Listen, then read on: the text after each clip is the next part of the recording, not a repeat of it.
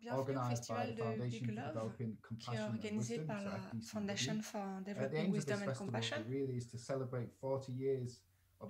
Et on organise ce festival à l'occasion des 40 ans de l'éducation universelle lancée par la Mayeshe. C'est afin de donner l'occasion à tout le monde de connaître ce qu'est l'éducation universelle.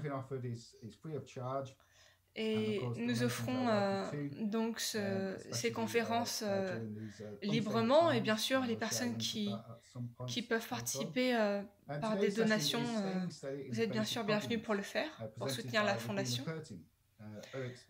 Et aujourd'hui notre invité est Vénérable Robina Courtin, qui est très connu partout sur la planète pour son style d'enseignement très puissant. Vénérable Robina était une moniale bouddhiste depuis les années 70. Elle a beaucoup œuvré dans la Fondation pour la tradition,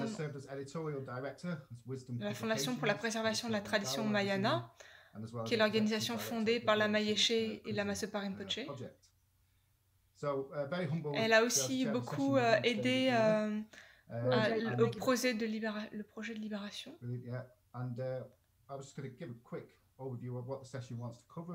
Et donc je vais vous présenter rapidement ce dont on va parler au cours de cette session. Et en fait ce qui se passe c'est qu'on a souvent des fortes réactions à ce qui se passe quand il y a des choses, on va dire, négatives qui se passent dans notre vie, on a une réaction négative. Donc, Vénérable Robina va nous parler de comment dépasser ces premières réactions instinctives que nous avons. Et si vous avez des questions, vous pouvez les poster dans le chat. Et si on a un peu de temps, on pourra aussi prendre des questions directement. Et je passe la parole à Vénérable Robina. Donc, merci Jason. Et comme donc j'ai dit à Victoria juste avant le début de la conférence que je pouvais parler de la Mayeshe parce que on parle de l'éducation universelle. En fait c'est le sujet de la conférence. C'est une conférence d'éducation universelle, donc forcément il faut que je parle de la Mayeshe en fait. Donc je pense que de toute façon je vais parler de la Mayeshe, il va apparaître dans mon discours. Donc on va commencer comme la Mayeshe aurait fait, c'est-à-dire par établir notre motivation.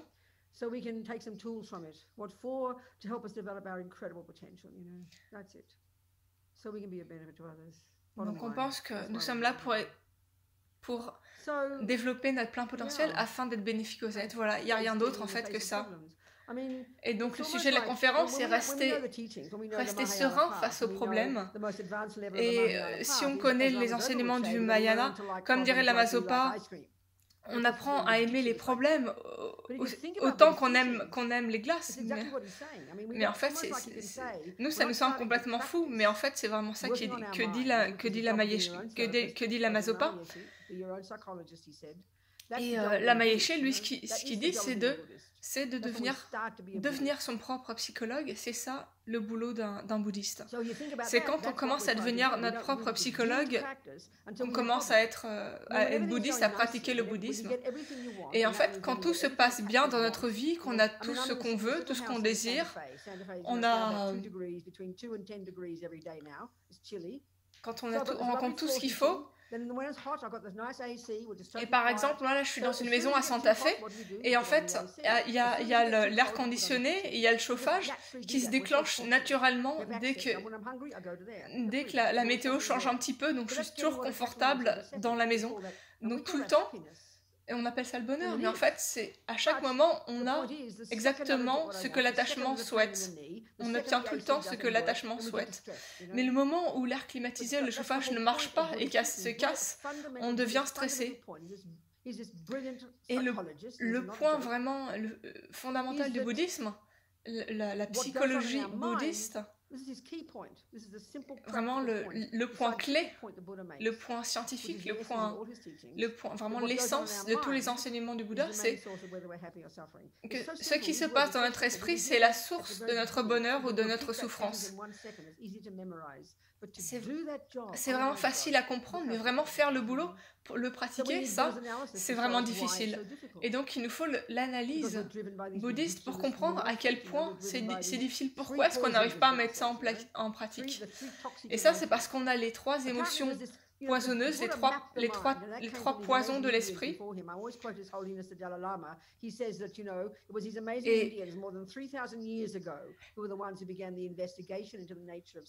Et ces maîtres indiens, il y a 3000 ans, ce sont eux qui ont commencé à investiguer l'esprit, à essayer de comprendre ce qu'est l'esprit. Et après, le Bouddha est apparu, est venu, et il a continué cette analyse. Il a lui-même analysé l'expertise. Il a lui-même analysé l'esprit, et donc l'expertise du Bouddha, c'est vraiment ce travail pour comprendre ce qu'est l'esprit, cette cartographie de l'esprit qu'il a réalisée.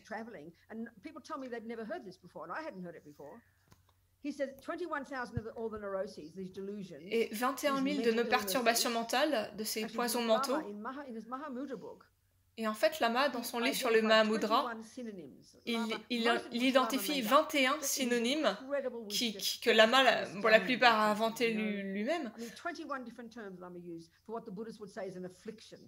pour dire perturbation mentale. En fait, 21 synonymes de perturbation mentale, de poison mental. Donc il y en a 84, en fait il y en a 84 000 des poisons mentaux, et en lien avec ces 84 000 poisons, il y a 84 000 antidotes, 84 000 médicaments. Et en fait, il y a 21 000 poisons liés à l'attachement, 21 000 liés à la colère, et 21 000 liés à l'ignorance.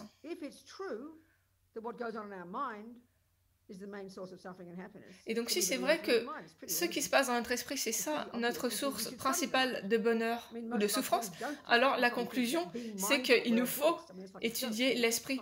La plupart des bouddhistes pensent que pour être bouddhiste, il faut pratiquer la pleine conscience. Mais en fait, le point principal, c'est que pour être bouddhiste, il faut comprendre l'esprit. Pour le comprendre, il faut l'étudier. Qu'est-ce que c'est l'esprit? Comment on le définit? Et après, on commence à le comprendre, à comprendre ses différents aspects, à identifier ces différents aspects. Donc au début, quand on a identifié nos objets d'attachement et d'aversion, eh bien, on les garde à distance. Parce qu'on sait que si on est en contact avec eux, on va avoir des problèmes. Donc on se tient à distance.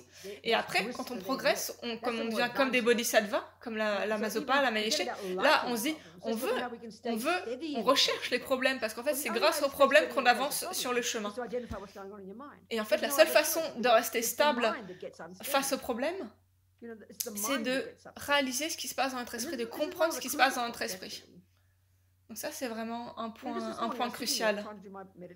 C'est pour ça qu'on s'assied. Moi, je suis assise là, j'essaie de faire méditation, d'être une bonne modiale. Et je le vois, la seconde où ça s'élève, où la perturbation s'élève, par exemple, l'aversion s'élève dans mon esprit, mais parce que je suis tellement habituée au fait qu'il y a l'aversion qui s'élève quand il y a de la douleur qui arrive, on confond la douleur et la pensée dans l'esprit qui l'interprète, qui est l'aversion. Donc, on est perturbé, on pense qu'on est perturbé à cause de la douleur, mais c'est pas ça. La douleur, c'est ce qui catalyse l'aversion. Et c'est l'aversion, le fait de ne pas vouloir, qui est désagréable. Parce que en fait, on est tellement accro au sentiment agréable qu'on a si on suit l'attachement, qu'on ne reconnaît pas que l'attachement est négatif. Et dans le Dharma, on nous dit qu'il y a aussi un état d'esprit qui est neutre. Et ça, c'est ni positif ni négatif. c'est une espèce d'équanimité. Et par exemple, si on a mal au genou, il y a l'aversion qui arrive et on croit que l'aversion est liée à la douleur. Mais en fait, c'est pas logique. Et donc la pratique commence là. Il faut d'abord comprendre que la sensation elle-même, elle n'est pas positive ou négative. C'est juste une sensation. Il y a quelque chose qui se passe après qui fait que c'est positif ou négatif dans notre esprit. Donc il faut vraiment étudier l'esprit, étudier le lorig et l'appliquer dans notre expérience, dans notre vie.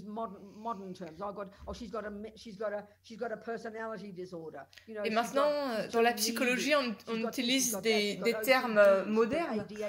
On nous dit des troubles de l'attention.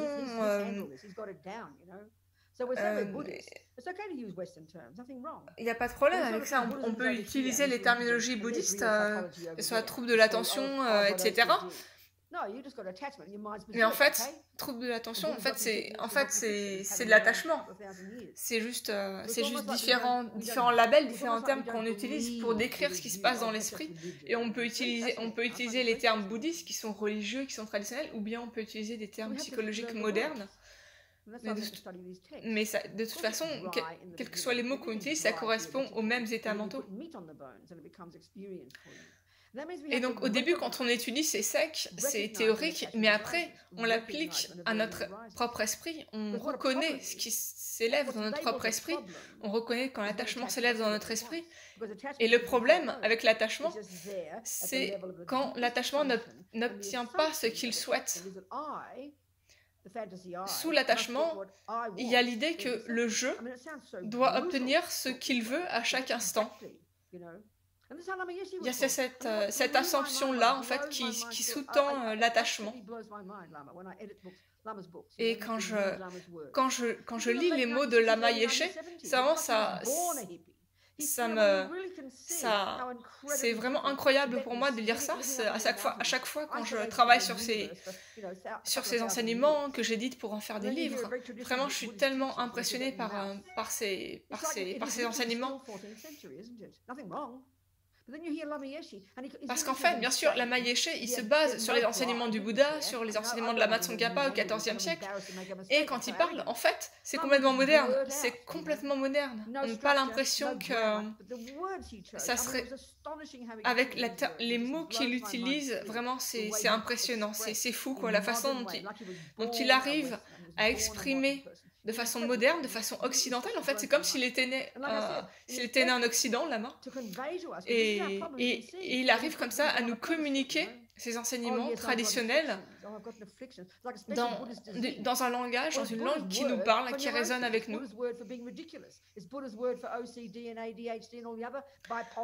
Et en fait, quand on parle des bipolaires, des troubles de l'attention, de la schizophrénie, de tous ces termes modernes, de la psychologie moderne, eh bien, Lama arrive à nous dire à quoi ça correspond dans le dharma de façon qui nous parle, une façon qui nous parle.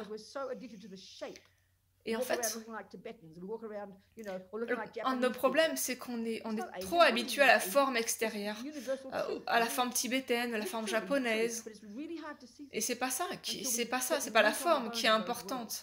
C'est vraiment d'aller à l'essence. Et ça, Lama arrivait sans aucun effort à aller à l'essence des choses, à l'essence des enseignements, des notions. Mais et regardez sa sainteté, le Dalai Lama, il est incroyable.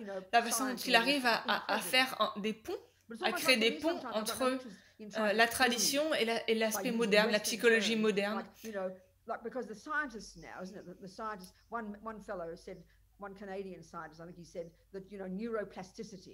Et maintenant, on nous parle de la neuroplasticité.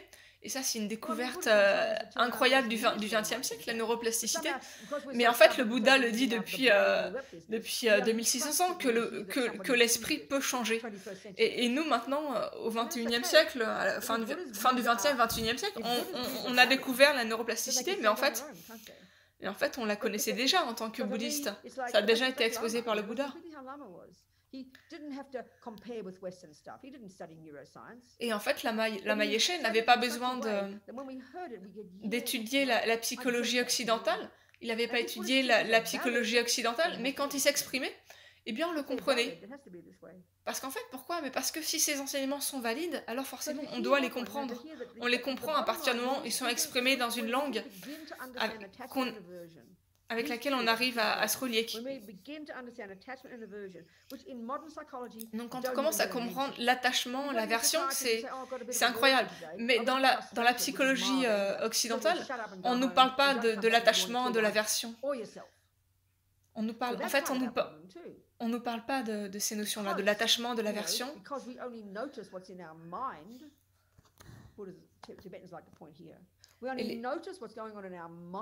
Et on prend seulement conscience de ce qui se passe dans notre esprit, nos pensées, nos sensations, notre conscience, quand le corps le ressent en fait, quand on le ressent dans le corps. Et par exemple, si on connaît rien à la mécanique des voitures, tout à coup, on est sur l'autoroute et les roues se desserrent, les roues lâchent. Et c'est là qu'on se demande qu'est-ce que je fais.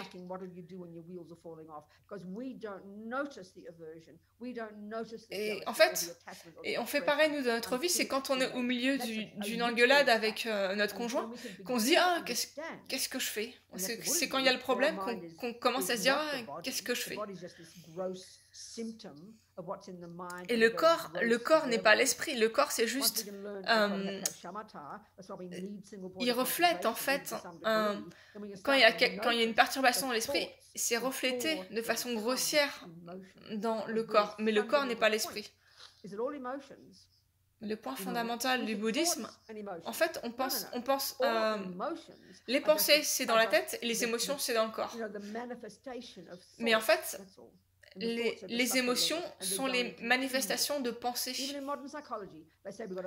Même dans la psychologie moderne, on nous dit qu'on a 1000 pensées par seconde. Et là, le Bouddha serait d'accord avec cela. Mais le problème, c'est qu'on ne prend pas conscience de nos pensées. On en prend conscience uniquement quand elles deviennent trop problématiques, qu'il y a par exemple la dépression qui est trop marquée. En fait, on en prend conscience quand c'est trop tard, quand on est sur l'autoroute et que les roues elles partent. Et le Bouddha nous dit que même que juste avoir une minime conscience de nos pensées, ça, il nous faut cultiver cela. Commencer à prendre conscience de nos pensées. Maintenant, tant que c'est pas la crise, tant qu'on n'a pas une engueulade avec quelqu'un, et chaque jour, comme ça, on devient notre propre thérapeute. On devient nous-mêmes le thérapeute en prenant conscience de notre esprit, de nos pensées.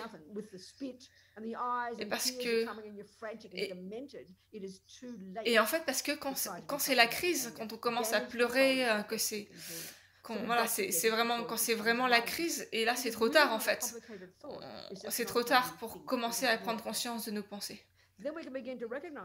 Donc il nous faut commencer à prendre conscience de nos pensées. Par exemple, ce matin, moi je me suis rendu compte qu'il y avait un sentiment lié au fait que j'avais mal au genou, mais c'était pas de la colère, parce que colère c'est quand c'est vraiment volatile, quand c'est vraiment explosif. Mais là c'était juste une petite aversion, parce qu'il y avait cette sensation dans le genou. Donc on commence à reconnaître, à identifier ces pensées quand elles sont encore petites, quand c'est juste une petite aversion, avant que ça devienne une énorme colère. Et si on fait ça, alors jamais on rentrera dans des crises énormes où tout va exploser, où ça sera des grosses colères, on va se disputer avec les autres. Pourquoi? Parce qu'on commence à travailler sur notre esprit quand les émotions sont encore petites. sont encore petites, on peut travailler sur elles. On n'attend pas qu'elles grandissent et qu'elles deviennent ingérables. Donc on peut comprendre, on peut apprendre à travailler sur notre esprit. Et quand on dit travailler sur notre esprit, c'est pas le réprimer, c'est pas réprimer toutes les pensées, les émotions. C'est juste travailler avec elles, apprendre à les reconnaître. Et ça, c'est vraiment l'essence d'être bouddhiste. Et le bouddhisme, c'est contrôler notre corps, notre parole, notre esprit. C'est ça l'éthique. Ne pas... La maternelle, on va dire, c'est de contrôler notre corps, parole, esprit. Pratiquer l'éthique. Mais ça nous semble ennuyeux. On dit, ah, mais moi, je veux pas faire ça, je veux pas contrôler mon corps, parole, esprit, c'est pas drôle. Moi, je veux méditer. Mais en fait, l'éthique n'est pas unique au bouddhisme. Toutes les traditions spirituelles parlent de l'éthique, de l'importance d'avoir une bonne éthique. Mais c'est le niveau fondamental, la maternelle, c'est de commencer par l'éthique. Et après, on va faire un travail qui est spécifique au bouddhisme. C'est travailler sur l'esprit. Bien sûr, il y a d'autres traditions qui travaillent sur l'esprit, mais la spécificité du bouddhisme, c'est cette conscience vraiment aiguë de développer une conscience vraiment aiguë de ce qui se passe dans notre esprit, de détailler tous les différents états mentaux. On trouve ça que dans le bouddhisme.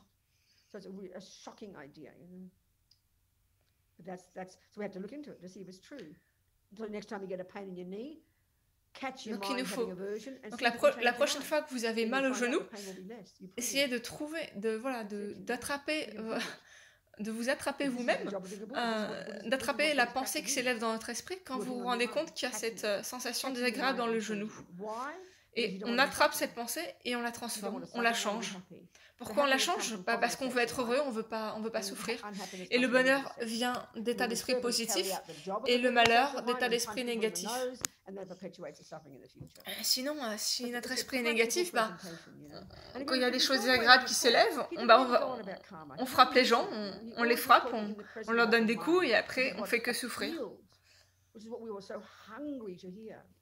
Et ça, dans les années 70, quand Lama Yeshe nous enseignait, on était vraiment affamés en fait pour ce type d'enseignement. C'est pour ça que tous les hippies, on était vraiment complètement séduits par Lama, parce que personne nous avait jamais expliqué les choses comme ça. Et au début, je pouvais pas... Quand j'avais eu des enseignements sur la psychologie, j'arrivais pas vraiment à comprendre. Et quand Lama est arrivé et enseigné, et là je me suis dit, ah c'est ça en fait, là ça c'est quelque chose que je peux faire, c'est quelque chose que je peux mettre en pratique. Ça c'est quelque chose qui me parle. Parce que Lama avait cette capacité de nous faire sentir qu'on pouvait le mettre en pratique nous-mêmes. Il nous donnait du courage. On se disait, oui ça je peux le faire, je peux changer mon esprit. Parce que rien n'est gravé dans la pierre. On peut changer notre esprit. On peut être complètement névrosé et puis arriver à aller vers un état d'esprit positif, un état d'esprit heureux.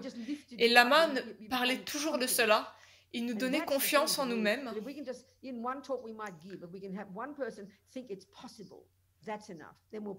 Et ce qui est important, voilà, c'est quand il enseignait, s'il y avait juste une personne qui était là, qui l'entendait et qui se disait « Ah, c'est possible, je peux le faire », et bien c'était super.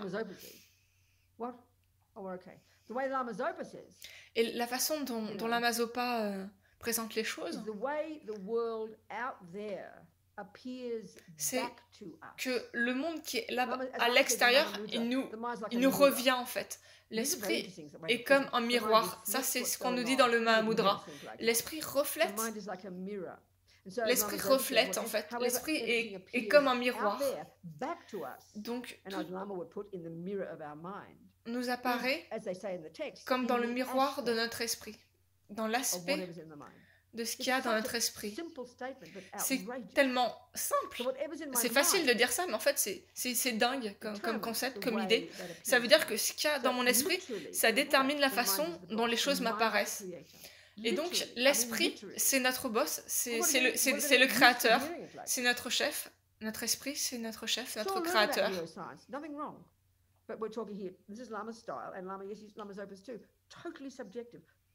Donc, ce qui nous apparaît, c'est complètement subjectif dans le présent. Donc, et voir les choses comme ça, c'est vraiment encourageant, c'est extrêmement encourageant. Et pourquoi il y a des gens qui se tuent? Parce que tout est concret, tout est gravé dans la pierre, et tout apparaît comme étant un cauchemar, et on croit à ce cauchemar parce que l'aversion, l'attachement sont tellement puissants qu'on veut juste, on veut juste s'en défaire. Et donc la seule solution qu'on a, c'est de se tuer. Et tout ça, c'est parce qu'on ne comprend pas que c'est juste une interprétation, en fait.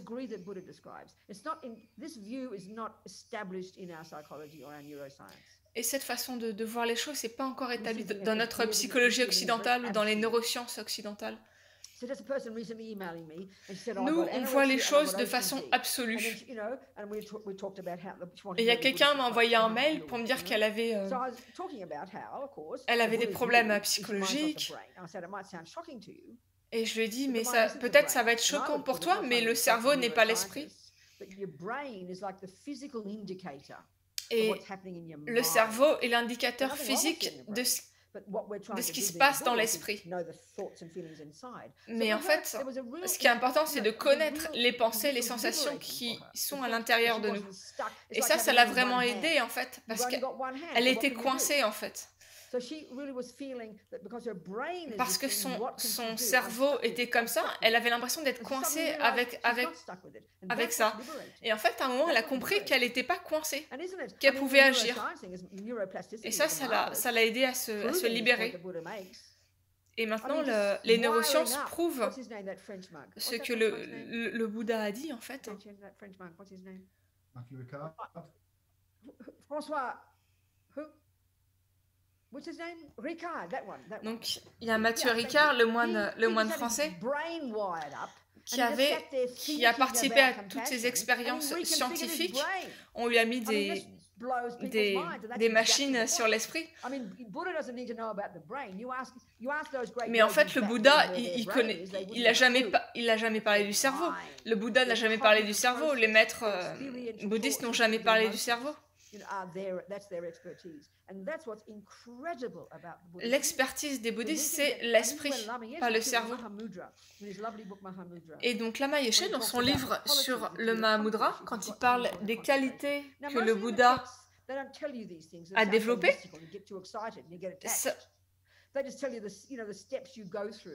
il nous dit en fait les différentes étapes qui nous permettent d'atteindre le calme mental, shamatha. Et en fait, le Bouddha, quand il nous décrit quelles sont les qualités qu'on a quand on réalise le calme mental, shamatha, c'est complètement fou en fait, c'est complètement dingue. Mais ça, c'est des techniques réelles qui existent et il y a énormément de pratiquants qui les ont réalisées. Qui ont atteint ces qualités, ces qualités psychologiques incroyables qui permettent de complètement maîtriser son esprit. Et Lama Yeshe, lui, c'est comme si notre esprit est aussi vaste que l'océan et il est plus brillant que des écrans d'ordinateur. Effortless and the way the Lama used these words. I mean, where did he get these words from? Ecstasy, rapture. He said, the mind is experiencing ecstasy, rapture. I mean, you almost feel embarrassed speaking like that. It sounds like a sin.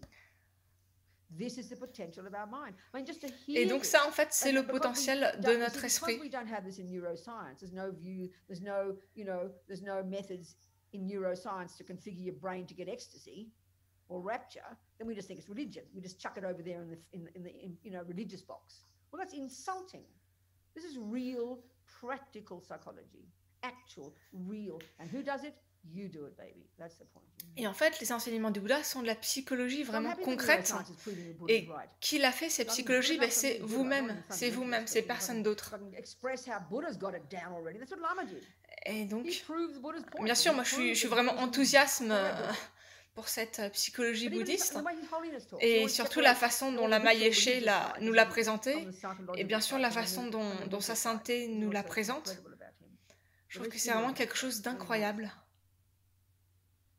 Incroyablement clair, incroyablement pragmatique. Et donc, comment rester serein face au problème? Il faut connaître notre propre esprit.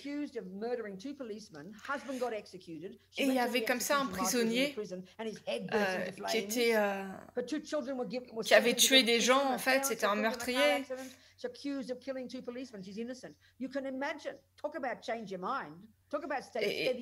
Et imaginez, lui, de transformer son esprit, de rester serein face au problème, en passant 23 heures par jour dans une petite cellule. Et bien, à un moment, le prisonnier m'a dit, en fait, à un moment, j'ai compris que j'avais le choix. À un moment, j'ai compris que, en fait, j'avais le choix. Et cette personne a réussi donc à transformer son esprit parce qu'elle savait qu'elle pouvait transformer son esprit.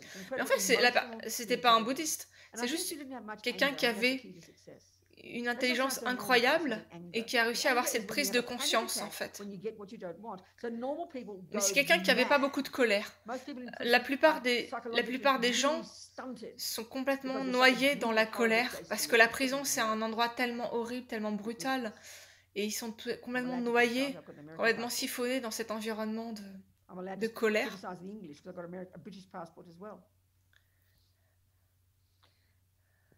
Donc c'est pour ça que je trouve ça vraiment incroyable d'utiliser les exemples des personnes qui sont en prison parce que eux, ils n'ont pas le choix en fait. Ils peuvent pas se mettre en colère parce qu'ils n'ont pas de café comme ils voudraient avoir. Il n'y a que des problèmes en prison. Il n'y a que des contraintes. Mais même si en prison, il y a des gens qui arrivent à transformer leur esprit, c'est incroyable. Et donc, quand on nous dit « transforme ton esprit », ça veut dire « transforme ton interprétation » et arrête de confondre la douleur et la colère et les sensations agréables, les plaisirs et l'attachement. Mais on a tellement d'attentes.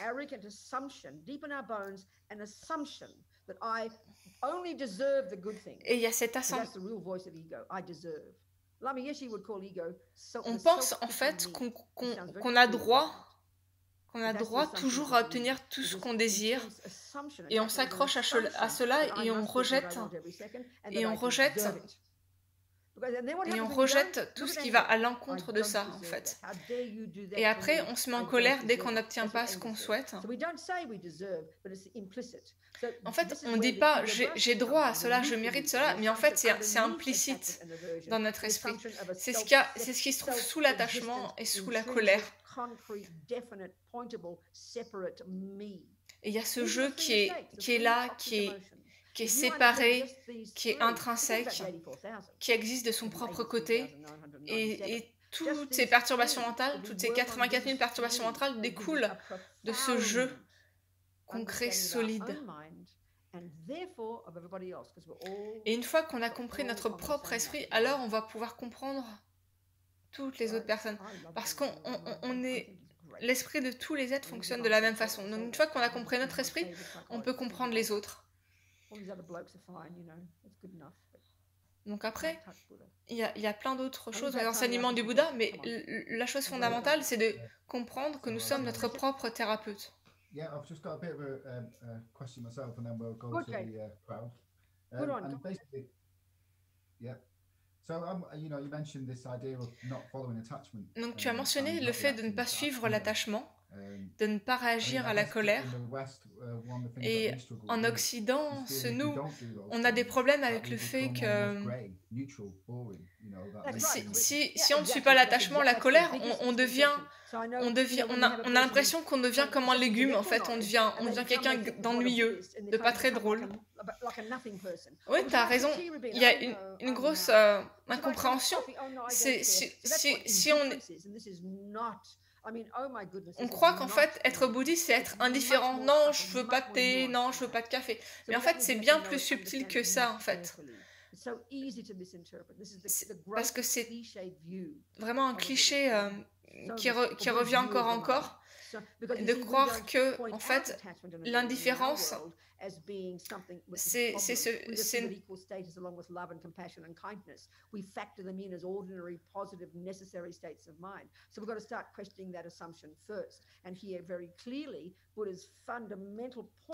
et en fait, la chose principale, mais qui est vraiment très difficile à comprendre parce que ça fait pas partie de notre conception habituelle, c'est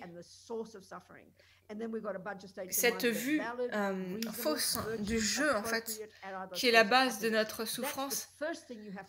Et la première chose à comprendre, c'est que le bonheur vient d'un esprit positif et le malheur d'un esprit négatif. Mais en fait, le problème, c'est qu'on n'a pas appris vraiment ça, en fait. Qu'est-ce qui est un état d'esprit positif et qu'est-ce qui est un état d'esprit négatif? On n'a pas vraiment fait la distinction entre les deux, on n'a pas appris à reconnaître la différence entre ces deux états d'esprit. Donc en fait, il ne faut pas y penser à ça, il faut vraiment l'étudier. Par exemple, si tu vas dans ton jardin et tu ne sais pas quelle est telle plante, telle fleur, telle herbe, il ne faut pas juste y penser, il faut l'étudier. Mais nous, souvent, on ne veut pas faire ça parce qu'on se dit « Oh, c'est trop intellectuel, moi, je veux avoir l'expérience. » Mais pour avoir l'expérience, il faut déjà avoir étudié. Ça vient en premier, l'étude vient en premier.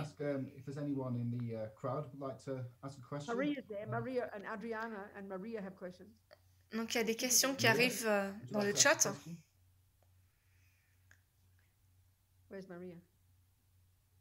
Which Maria is asking? And Farina's got a question? So they're all writing them down. Just speak them. Just say them out, Jason. Yeah, we've got a question here. How do you work with your mind when you live alone? So this is from Adriana. It's the best time to do it. Alors, comment travailler sur son esprit quand on habite seul? Mais en fait, c'est le meilleur moment pour travailler sur son esprit. Il n'y a aucune distraction. Il n'y a pas de mari, il n'y a pas d'enfant, il n'y a rien. On est toute seule, donc là, on peut vraiment travailler sur son esprit. On peut prendre l'exemple d'un oiseau qui a 2 ailes. Il y a une aile de sagesse, une aile de compassion. Et quand on est seul, en fait, c'est le meilleur moment pour travailler sur l'aile de la sagesse. Parce qu'on est seul, il n'y a pas de conjoint, il n'y a pas d'enfant, il y a les courses à faire, il y a tout ça, il faut s'occuper de tout ça. C'est très difficile de travailler sur son esprit. Mais quand on est seul, on peut vraiment se concentrer sur notre esprit. On peut commencer à étudier et on peut travailler sur son esprit. Et on peut pratiquer tous les jours, avoir une discipline vraiment pour travailler sur son esprit. Mais nous, le problème, c'est qu'on aime bien avoir les distractions qui viennent de l'extérieur. On veut toujours avoir des distractions. Et parce qu'on ne sait pas se voir soi-même si on est tout seul. Il nous faut toujours comme un référent extérieur pour nous faire comme un miroir. Mais en fait, c'est maintenant, c'est quand vous êtes seul, c'est quand tu es seul, que c'est le meilleur moment pour pratiquer, en fait.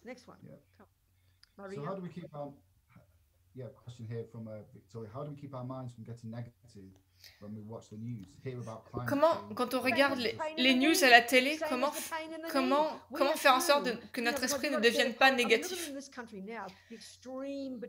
Et maintenant, effectivement, on voit les extrêmes qu'il y a aux États-Unis entre ceux qui soutiennent Trump, ceux qui sont contre Trump.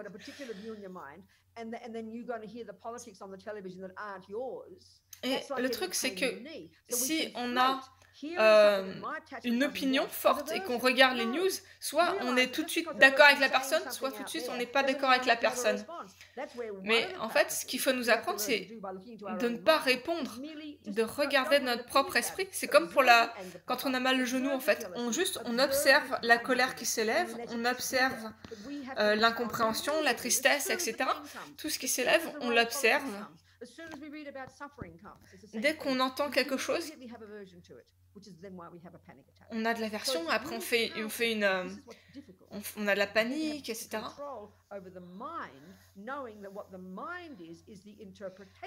Donc ce qu'il nous faut connaître, voilà, c'est comprendre que ce que pense l'esprit de ces politiciens, c'est notre interprétation que nous en avons, c'est l'interprétation de notre esprit, et après on s'enferme là-dedans, dans cette interprétation, et on ne contrôle pas les réponses qui s'élèvent dans notre esprit, en fait. Et donc, ce qu'il nous faut faire, c'est pratiquer, commencer par les principes, que ce qui se passe dans notre esprit, c'est une interprétation de ce qui se passe à l'extérieur. Notre esprit interprète et on assume, on pense que notre interprétation est la chose réelle. C'est comme si on voit un gâteau, et parce qu'on voit le gâteau par nos lunettes d'attachement, et le gâteau nous apparaît vraiment délicieux, mais si on a des lunettes de répulsion, le gâteau nous apparaît comme étant vraiment négatif, vraiment dégoûtant. Et donc petit à petit, on met cela en pratique, on reconnaît cela dans notre esprit, et c'est ça en fait pratiquer. We've got an interesting question here from Richard. Isn't trying to change or correct... What about Maria Rose, all the other people I said whose names I said first? What happened to them? Have we answered them all? We've just unmuted so people can turn off their microphones if they want to be able to ask that question. I'm talking about the questions in the text, in the chat, darling. So further up at the top. Donc on a une autre question dans le chat. Please one person at a time. I can't see those questions. They're not, I mean, they came up in the chat. Here they are here. Tobias has got one. All these people pop up on Tobias a une question. These are the questions that I've been copying from this chat box. So yeah, we can ask Tobias. Read them out, please. Let's say the questions. Okay, go. But all these guided meditations on YouTube where you relax. Sorry, what going? This is Tobias's question. Donc la question de Tobias. Sur YouTube, il y a plein de méditations guidées où on écoute de la musique apaisante pour se détendre. Qu'est-ce que tu en penses? Et bien en fait, ça dépend vraiment de la personne qui guide ces méditations. Quel est son but? D'un point de vue bouddhiste, c'est vrai qu'avoir de la musique, c'est plutôt une distraction parce que nous, ce qu'on essaie de faire, c'est de se concentrer sur notre esprit, de reconnaître ce qui se passe dans notre esprit. C'est vraiment la chose fondamentale. Donc vraiment pour savoir quel est le but de ces méditations, il faut demander aux personnes qui les enseignent pourquoi elles le font comme ça, quel est leur but.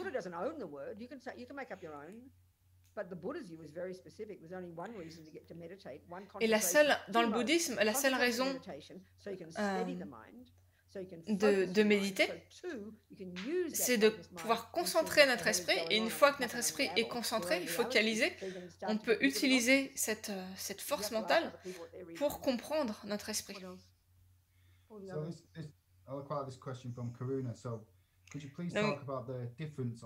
Karuna demande: est-ce que tu peux parler de la différence entre l'ego et la confiance en soi? Donc, le mot ego vient du grec qui veut dire je.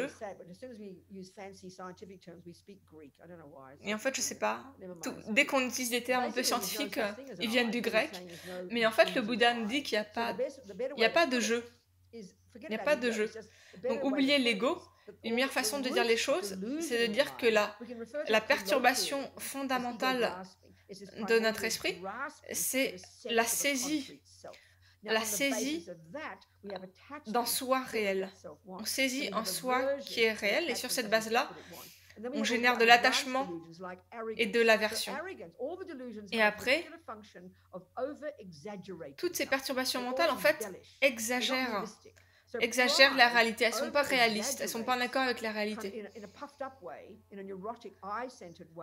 Et donc après, on a ce jeu névrosé qui exagère. Ça, c'est l'arrogance, la fierté.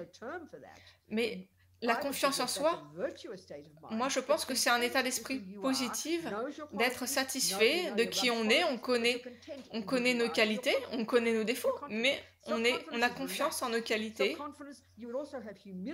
et en même temps on a de l'humilité, parce que Une personne qui est arrogante, en fait, l'arrogance, si on dit quelque chose de négatif à la personne, on la met face à ses défauts, elle va complètement se replier sur elle et être déprimée.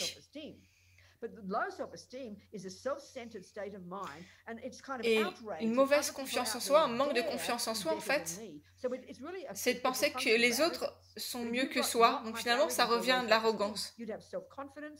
Mais si on a une bonne confiance en soi, c'est accompagné par une forte humilité. On n'a pas de problème à rencontrer quelqu'un qui est meilleur que nous. Ça ne nous remet pas en cause. Donc, les états d'esprit positifs sont valides parce qu'ils sont en accord avec la réalité, alors que les perturbations mentales ne sont pas valides parce qu'elles ne sont pas en accord avec la réalité. Elles exagèrent, elles distordent la réalité. Par exemple, la fierté exagère notre importance. Mais les états d'esprit vertueux tiennent l'analyse de l'interdépendance. Et donc, la clé du succès, c'est de reconnaître ces différents états d'esprit en fait dans notre propre esprit.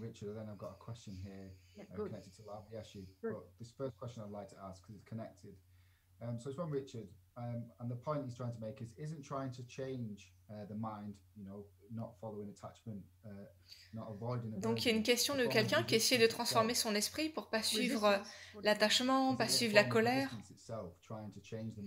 Mais est-ce que ça lui semble un peu forcé en fait de ne pas suivre l'attachement à l'aversion?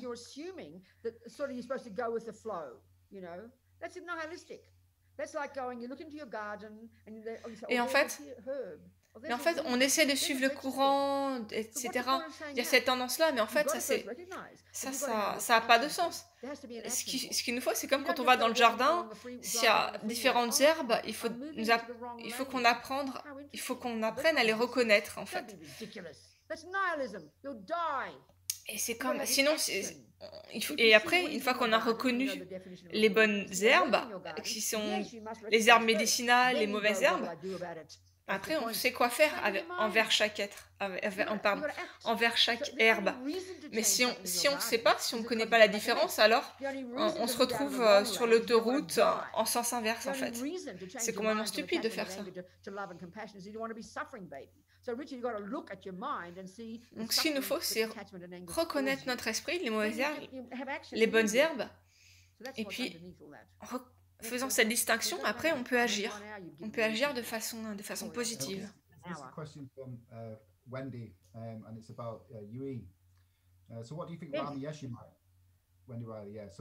Donc une question sur l'éducation universelle. Quelle est ta vision de l'éducation universelle pour notre époque? Moi je pense que c'est ce que Lama Yeshe a dit, ce que sa sainteté a dit. C'est vraiment suivre ce que Lama a dit, parce que Lama a parlé depuis sa propre expérience, depuis sa propre réalisation. Donc Lama est complètement tibétain, il s'est éduqué dans cette tradition tibétaine, cette tradition médiévale, mais parce qu'il a pris le cœur, il a extrait le cœur de cette tradition, il peut nous l'exprimer. Il l'a rendu universel. Donc la façon dont Lama a présenté les choses est parfaite pour moi. C'est vraiment ça, le principal, c'est l'esprit. Je me souviens au début quand j'ai rencontré les enseignements, j'étais une féministe radicale. D'abord, à un moment, j'étais communiste, et puis hippie, et puis féministe, et puis lesbienne féministe, et puis j'étais séparatiste féministe, enfin bon, tout ça. Et après, quand j'ai rencontré Lama Yeshe, c'est vraiment Lama qui a enlevé tout ça en fait, qui m'a fait comprendre vraiment ce qu'était l'esprit en fait. Et l'esprit n'est pas physique. Et c'est le genre, l'ethnie, tout ça. En fait, c'est pas c'est superficiel parce que l'esprit n'est ni féminin ni masculin, ni ceci ni cela. Et l'esprit est le même pour tous les êtres dans l'univers. Et après, là-dessus, il y a ces différentes formes, ces différentes couleurs, et on s'attache à cela, mais en fait, mon esprit, il est ni féminin ni masculin. Et donc, quand on peut comprendre cette vérité fondamentale, et quand on a l'habilité pour présenter ça aux gens, pour parler de cela aux gens, alors si on parle en allemand, on peut parler d'une façon qu'il va comprendre avec sa culture, parce qu'on a compris les vérités fondamentales. Et on peut donc dépasser le packaging extérieur, l'habit extérieur, pour aller à l'essence et présenter cette essence. Et une fois qu'on a compris l'essence, alors on peut la traduire de différentes manières en fonction de la personne à laquelle on s'adresse. Donc pour moi, c'est vraiment l'essence de ce qu'a fait la Maïeché, de ce que fait sa santé.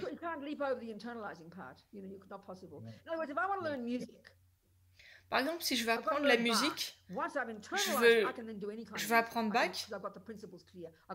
Une fois que j'ai les principes qui vont être clairs, les fondements clairs, je vais pouvoir jouer du Bach. Mais il faut d'abord apprendre la technique, apprendre les fondements de façon claire. Donc il nous reste 7 minutes. On a une question de James. Comment pouvons-nous débuter l'étude de la psychologie bouddhiste? Donc il y a des millions de façons d'expliquer ça, mais la façon traditionnelle de présenter les enseignements dans la tradition tibétaine, la façon dont sa sainteté nous présente les choses, donc il y a ces différentes... Tout est bien organisé dans la tradition en fait. Tout est bien rangé, bien organisé, tous les différents sujets sont bien rangés. C'est comme en fait si on demandait comment commencer à apprendre le tennis, comment jouer le tennis. Et bien, la première chose, c'est de trouver un bon enseignant, un bon tennisman qui pourra nous enseigner. Donc, essayez de trouver des bons enseignants qui savent, qui ont déjà l'expérience en fait. Et par exemple, si vous voulez apprendre le tennis, vous allez trouver un club de tennis, vous allez voir ce qu'ils proposent, vous allez voir les enseignants. Et vous allez voir ce qu'ils vous proposent. Et après, peut-être si vous avez un peu trop de poids, peut-être qu'il faut déjà commencer par perdre un peu de poids, faire un peu de jogging, etc. Et tout ça, vous le faites graduellement, en fait. On fait tout de façon graduelle dans notre vie, et c'est la même chose pour notre vie spirituelle. Il nous faut faire les choses de façon graduelle. Mais il nous faut faire le travail. Le travail, c'est à nous de le faire. Donc, trouver des enseignants bouddhistes, trouver des centres du Dharma, regarder les enseignements sur Zoom et vérifier leur réputation, vérifier leur sérieux. Et donc, vraiment, vérifier qui vous suivez et puis savez que vous pouvez y arriver. En fait, ayez confiance en vous. Et après, il faut faire le travail. Il n'y a pas de magie, il faut faire le travail. Mais une bonne façon de commencer, c'est de commencer par s'asseoir 5 minutes le matin et observer notre respiration. Et les bienfaits de ça, c'est qu'on sort de notre tête pendant quelques minutes pour se focaliser sur la concentration, et ça va nous permettre au fil de la journée de prendre conscience de ce qui se passe, de ce qui s'élève dans notre esprit. Mais la chose vraiment importante, c'est de trouver un bon enseignant, quelqu'un de fiable.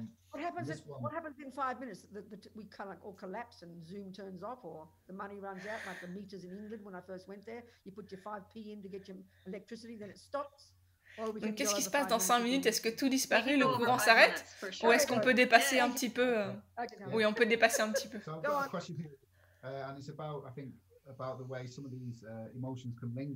Donc il y a une question sur la façon dont certaines émotions restent en fait. elle reste et stagne. Et ça peut nous créer de la culpabilité, en fait, parce qu'on n'arrive pas à se défaire de ces émotions. Et la culpabilité, c'est vraiment quelque chose de destructif. C'est la pire des choses, en fait. Et donc le Bouddha parle des 3 poisons, des trois toxines de l'esprit. Et pourquoi 3? Parce qu'en fait, c'est les fondements pour tout un tas d'autres poisons.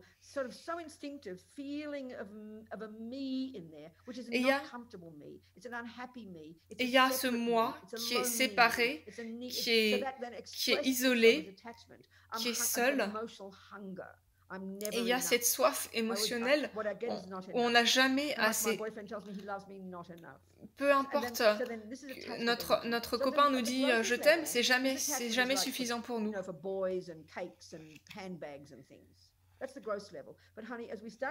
Ça, c'est le niveau le plus grossier. Et en fait, si on va à l'intérieur, le niveau fondamental de le niveau plus primaire de cet attachement, qui est vraiment ancré en nous, dont on n'a même pas conscience, c'est un sentiment qu'on n'est pas assez bien, on n'est pas assez bien, et afin de sentir que bah si en fait on est assez bien, on a besoin de quelqu'un à l'extérieur qui nous dit mais t'es bien. Et en fait, on est incapable d'avoir la satisfaction, le contentement, parce qu'on sent qu'on n'est rien, en fait. On se sent vide. Et c'est pour ça qu'on a la solitude, c'est pour ça qu'on a la culpabilité. Et en début, il y a d'abord la solitude.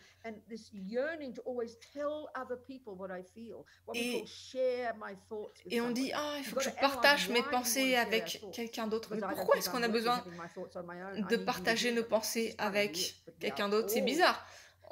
On n'a pas besoin de ça, en fait, pour valider nos pensées. Et c'est un symptôme d'une insatisfaction interne. C'est, en fait, on a cet attachement à être vu et à être entendu par quelqu'un d'autre. On a vraiment cette soif d'être approuvé, que quelqu'un d'autre nous approuve. Et donc, on a internalisé cela dans notre vie. On a internalisé ce que nos parents nous ont dit, ce que la police nous a dit, ce que l'éducation religieuse qu'on a reçue nous a dit. Et on veut être vu comme quelqu'un de bien.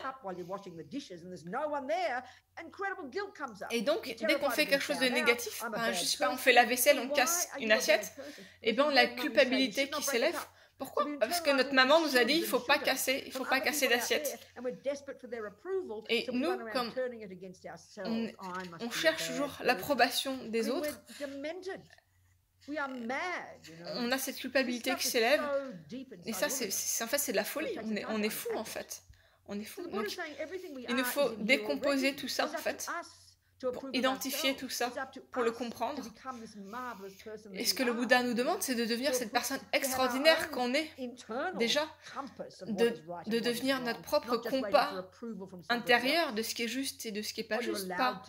Pas que quelqu'un d'autre à l'extérieur nous dise ça c'est bien, ça c'est pas bien, t'as le droit de faire ça, t'as pas le droit de faire ça. Et la culpabilité, en fait, c'est quand on ressent qu'on est une mauvaise personne, on est mauvais. Et on a peur qu'on nous dise ah, t'es mauvais et qu'on nous critique. On a peur de ça.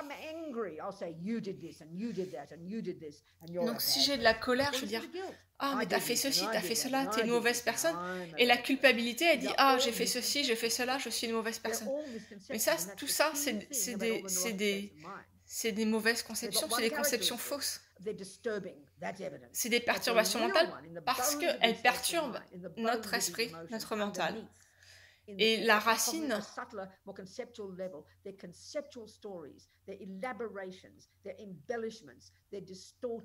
et en fait, il y a cette racine, et après, il y a toutes ces histoires qui viennent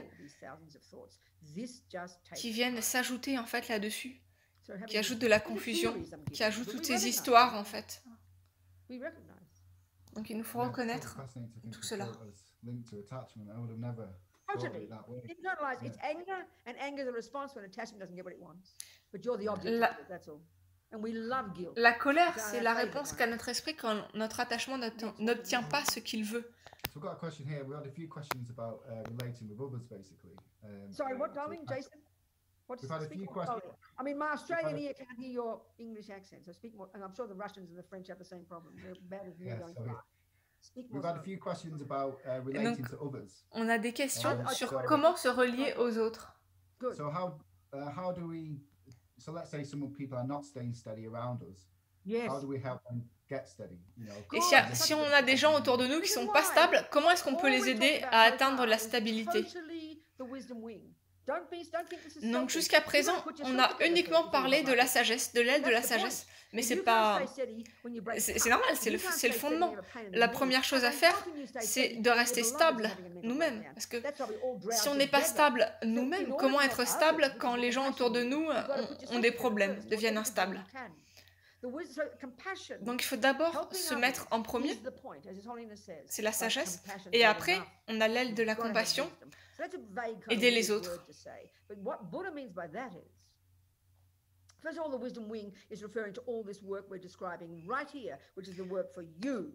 Donc l'aile de la sagesse, c'est le travail qu'on fait nous-mêmes sur soi-même, sur notre propre esprit, le travail qu'on fait nous-mêmes, et il nous faut commencer par ça. Et une fois qu'on a obtenu un certain succès, eh bien, on a augmenté notre clarté, on a réduit notre attachement, on a réduit notre colère, et on commence à obtenir une certaine confiance en soi, une certaine confiance en nous-mêmes, et alors on peut aller, on peut voir les autres de façon plus claire en fait. On enlève tous les voiles qui nous empêchent de voir les autres de façon claire.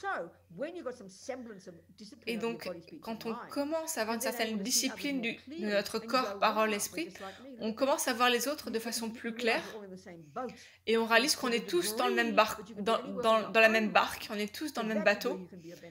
Et alors, on peut commencer à être bénéfique aux autres parce qu'on se connaît soi-même, on connaît notre propre esprit. Et alors, on peut commencer à être bénéfique à autrui. C'est comme si on est soi-même, si on est alcoolique, tant qu'on est alcoolique, on ne pourra pas aider les autres personnes à se défaire de leur alcoolisme. C'est pas possible. Il faut d'abord travailler sur soi-même et après, on pourra aider les autres. Donc l'aile de la sagesse, c'est de contrôler notre corps, parole, esprit et de travailler sur notre esprit et de se transformer en cette personne satisfaite. Et alors on pourra aider notre mari qui est fou, notre frère qui est alcoolique, notre sœur qui a des problèmes, etc. On pourra aider toutes ces personnes. On n'a plus de frontières, de barrières. Et en fait, l'attachement, la colère, c'est comme ces tentacules en fait qui sautent sur les autres. Et on essaie de manipuler les autres. On essaie de les changer en fait. Et donc, tout le temps, on a cette façon neurotique en fait de se relier aux autres. Donc on commence à travailler sur soi-même et quand on commence à être nous-mêmes plus clairs, plus stables, plus tranquilles, alors on va pouvoir aider les autres. Sinon, si nous-mêmes on est pris dans la colère, on va pas pouvoir quelqu'un qui est lui aussi dans la colère. Et une fois qu'on a développé son esprit, on va développer nos capacités d'aider les autres.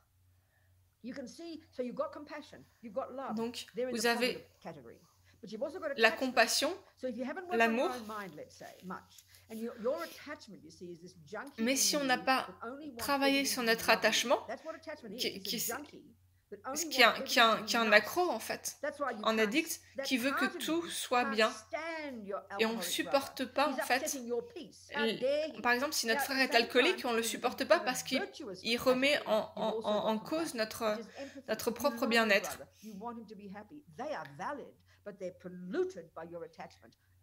Et donc notre attachement vient en fait polluer notre relation avec notre frère.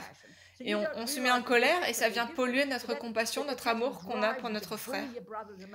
Et donc on le fait se sentir mal en fait. On a l'impression que c'est de l'amour, mais en fait derrière lui on le critique. Parce qu'on n'est pas calme, nous-mêmes on n'est pas calme. Mais si nous-mêmes on développe une stabilité intérieure, alors on va pouvoir vraiment l'aider en fait. On va vraiment vouloir qu'il soit heureux. Lui, s'il a des crises, il a des crises, mais nous, on va rester calme et on va pouvoir l'aider. Donc, tout ce que je vous dis là, c'est le bouddhisme valide. Et on a une question sur l'éducation universelle. Sur le dharma, le dharma décaféiné, en fait. Et je ne sais pas qui a utilisé ces termes, mais c'est termes ridicules, mais c'est que... Qu'est-ce que tu penses du fait d'enseigner la pleine conscience? Et donc, il y a 47 variétés de pleine conscience. Et le Bouddha n'est pas un créateur. Il n'y a pas de copyright sur le mot pleine conscience. Donc, tout le monde peut l'utiliser. Mais dès qu'on dit pleine conscience, on pense en fait au Bouddha. Mais en fait, non, c'est faux. C'est pas juste du bouddhisme décaféiné. C'est autre chose, en fait. Mais je critique pas ça, mais il faut juste être authentique, vérifier la source. Si vous voulez pratiquer les enseignements du Bouddha, eh bien, il vous faut étudier ce qu'a dit exactement le Bouddha. Quelles sont les techniques exactes qu'il a enseignées. Et donc, il y a deux façons, il y a deux sortes de méditation dans le bouddhisme. La première, c'est le calme mental, shamatha, et c'est le nom donné à cet état incroyable où on a une concentration laser, et c'est un niveau de l'esprit qui est subtil, plus subtil.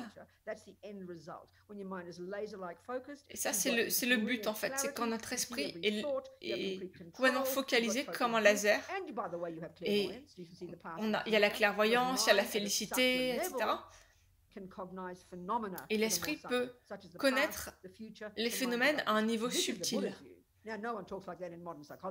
Et personne, ça c'est la vue bouddhiste, personne ne parle de cela dans la psychologie moderne. Et donc avoir le calme mental a des bénéfices incroyables. Et le deuxième type de méditation, c'est la vision pénétrante qui voit comment les choses existent, qui voit comment la réalité est réellement. D'abord, il nous faut la clarté, et une fois qu'on a la clarté, on va utiliser cela pour avoir la vision pénétrante dans l'impermanence, la vision pénétrante dans le karma, dans l'impermanence, etc., jusqu'à devenir Bouddha. Et ça, c'est la méditation bouddhiste. Ce que font les autres, je ne sais pas, me demandez pas à moi.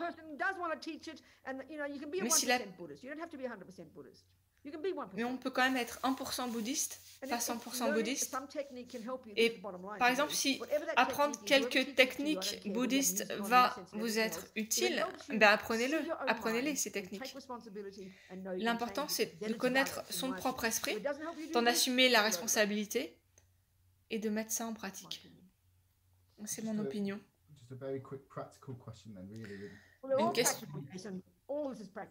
Une question pratique, mais toutes ces questions sont pratiques. Et que faire quand notre esprit est perturbé? Bah oui, mais ça c'est l'exemple de quand on est sur l'autoroute et que nos roues partent. Qu'est-ce qu'on peut faire? Bah on essaie de gérer la crise au mieux, donc de tuer personne. Quand on est dans la crise, on essaie de ne pas faire de catastrophe. Et après, l'important, c'est de pratiquer dans notre vie quotidienne pour faire en sorte de ne pas atteindre ces états critiques de crise, en fait, vraiment, où ça devient complètement incontrôlable, où la colère devient incontrôlable.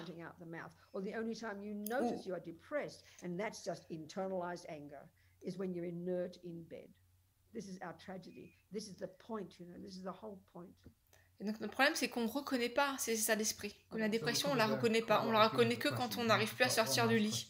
On ne la reconnaît pas quand elle est moins développée. Est-ce que tu peux nous suggérer quelque chose qu'on peut faire régulièrement afin d'avoir davantage de stabilité mentale, particulièrement maintenant avec le Covid? Est-ce qu'il y a vraiment... Donc réalise qu'il y a des choses mauvaises qui se produisent, négatives qui se produisent.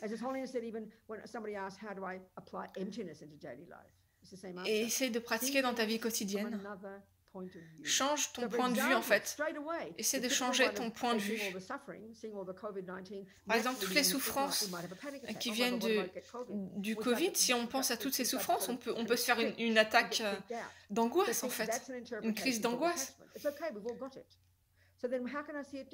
Mais comment la voir de façon différente? Eh bien, pense à la compassion. Essaie de voir ça sous l'angle de la compassion. Comment est-ce que toi, tu peux aider face à cette situation?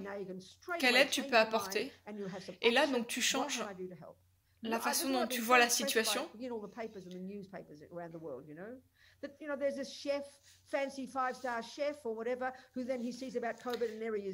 Et j'ai vu par exemple aux news, on parlait d'un chef 5 étoiles qui a fait la cuisine pour les gens qui étaient malades du Covid, pour leur apporter à manger. Et il y avait quelqu'un qui a rempli son camion de choses pour apporter aux gens qui étaient malades, etc. Donc voilà, ça c'est la compassion. La compassion est l'antidote immédiat à la peur. Et sinon, si on devient complètement englué dans la peur, on ne peut plus rien faire. Donc on change de point de vue. Et en fait, c'est une autre interprétation du même événement. On change l'interprétation qu'on a de la situation. Et les perturbations mentales, elles vont nous paralyser. Donc, au lieu de s'engluer là-dedans, si on se dit « Mais qu'est-ce que je peux faire pour aider ?» Eh bien là, notre esprit, il devient serein, il devient calme. Et dès que j'ai entendu les enseignements de la Maïché sur la bodhicitta, sur la compassion, je ne comprenais pas ce qu'il voulait dire. Qu'est-ce que ça veut dire d'aimer tout le monde? C'est complètement fou. C'était trop pour moi, ça m'a pas du tout parlé en fait. Je trouvais ça tellement ridicule en fait, ce niveau de compassion. Et après j'ai entendu sa sainteté qui a dit, si vous voulez aider autrui, pratiquez la compassion. Si vous voulez vous aider vous-même, pratiquez la compassion. Et tout d'un coup, ça a eu du sens pour moi. Là, j'ai pu l'entendre en fait. Ça a ouvert quelque chose. Mais pensez pas que ça soit égoïste en fait. Comme dit sa sainteté, si vous voulez être égoïste, soyez un égoïste intelligent, aidez les autres. Mais si vous êtes... Il faut d'abord prendre soin de vous en fait. Commencez par prendre soin de vous avec bravoure.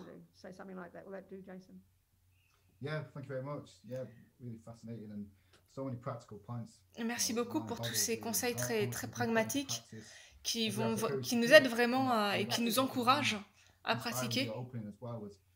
Et merci d'être vraiment ouverte dans la façon dont tu nous parles de la Maïché, la façon dont il t'a inspiré. Ouais, c'est vraiment ça que le message que je veux vous faire passer. C'est que rien n'est gravé dans la pierre. On peut transformer notre esprit. Ayez confiance en vos capacités. C'est vraiment ça qui est vraiment le plus important. Peu importe que vous mettiez Mickey Mouse ou peu importe qui vous mettiez sur votre autel, ce qui est le plus important, c'est de travailler sur son esprit. Et c'est vous qui allez bénéficier de cela. Merci à tout le monde. Et merci pour tout le travail que vous faites. J'espère que vous allez rencontrer un énorme succès pour apporter l'éducation universelle à toutes ces personnes. Merci tout le monde. Et je vais chanter la prière de compassion. Puisse la bodhicitta grandir.